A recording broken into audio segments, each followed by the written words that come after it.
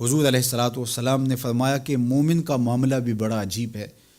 کہ اسے اگر تکلیف ہوتی ہے تو اس پر وہ صبر کرتا ہے، یا اسے خوشی ملتی ہے تو اس پر وہ شکر کرتا ہے، تو دونوں صورتوں میں اللہ اس کو اجر عطا کرتا ہے۔ اور یہ صرف شان مومن کی ہی ہے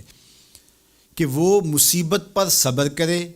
بلکہ فرمایا کہ مومن کے پاؤں میں کانٹا بھی چبھتا ہے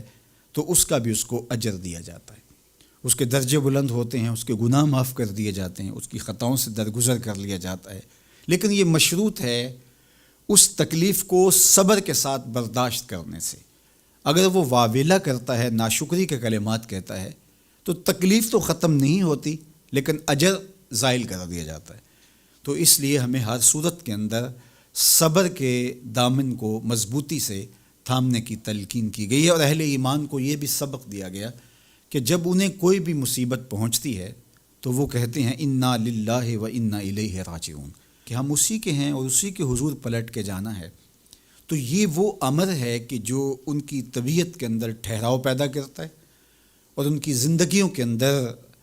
اللہ تعالیٰ جل شانہ پر جو یقین ہے اس کا پتہ دیتا ہے۔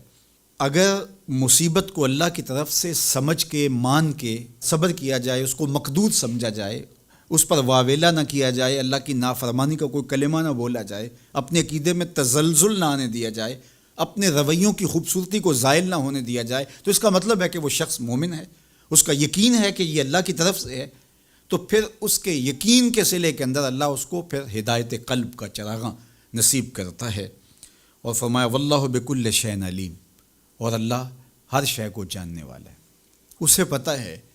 کہ کسی پر مصیبت نازل کیوں کرنی ہے، اور اس مصیبت سے اس کا امتحان لینا مقصود ہے، اس کے درجوں کو بلند کرنا مقصود ہے، اس کے گناہوں کو معاف کرنا مقصود ہے، اس کو کسی آزمائش میں ڈال کر کے اس کو مزید کندن بنانا مقصود ہے، یا اس کا کیا مقصود ہے، اس کو سزا دینا مقصود ہے، یہ اسے پتہ ہے۔ تمہارا رب تمہاری طرف آنے والی جو تکلیفیں ہیں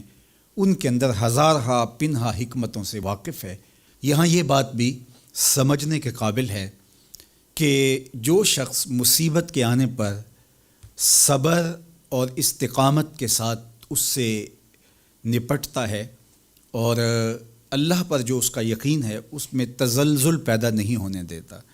کل من عند اللہ، اے محبوب فرما دیجئے جو کچھ ہے وہ تمہارے رب کی طرف سے، یہ اس کا خیال اور فکر ہے کہ یہ میرے اللہ کی طرف سے، تو پھر اس مصیبت کو ٹالنے والا بھی وہی ہے۔ تو اگر یہ اس کا عقیدہ پختہ تھا تو پھر وہ مالک کی دہلیز چھوڑ کے، مالک کی چوکھٹ چھوڑ کے کسی اور دہلیز پہ نہیں جائے گا، کسی اور چوکھٹ پہ نہیں جائے گا، وہ اس مصیبت کو دور کرنے والا مؤثر حقیقی اللہ کو ہی جانتا ہوگا، اور اسی کے حضور دعائیں کرے گا، التجائیں کرے گا، کسی شرک کا ارتکاب نہیں کر سکتا ہے، اور وہ مالک کی دہلیز سے کبھی روح گردانی نہیں کر سکتا، بلکہ اس تکلیف کے آنے سے وہ اپنے رب کے ساتھ اور زیادہ جڑ جائے گا۔ اور اگر وہ صبر کرے